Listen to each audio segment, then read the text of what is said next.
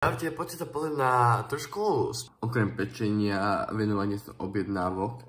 A tak, ako sa ste pripisujem do notebooku, ktoré potom mám vytlačené niekde. Ja si dal zápis. Ale to nevadí. A vlastne prepisujem si do notebooku.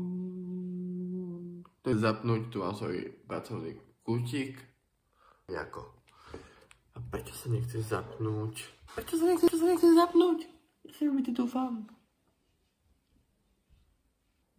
Je vybitý, ja sa vrátim hneď. A striham toto video. Ja som späť a práve sa notebook mi nabíja. Musím mať moje poznámky, ktoré si musím prepísať. Akože nie je toho, je to možno len 5 strany. Takže to mám rýchlo prepísané. Neviem, prečo mi nechce zapnúť. Možno je taký vybitý, že mi... OK. Takže poďme na to.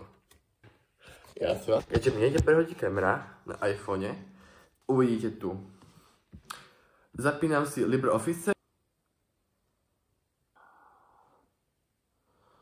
No, mám zapnutý. Takto to vyzerá nejak. Moje vety, ktoré som si písal. Akože prezentácia, hmota. No, my si ideme otvoriť nový. Chvíľko to trvá, kým to otvorí. Dáme si tam priehľadnosť.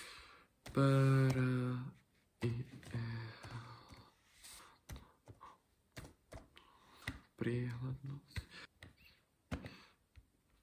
Dáme si tu počiarku a ide.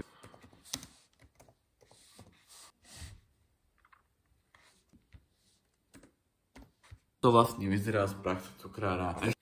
No, takto to vlastne vyzerá z praxe cukrára. Takže toľko ľudia, čaute zatiaľ.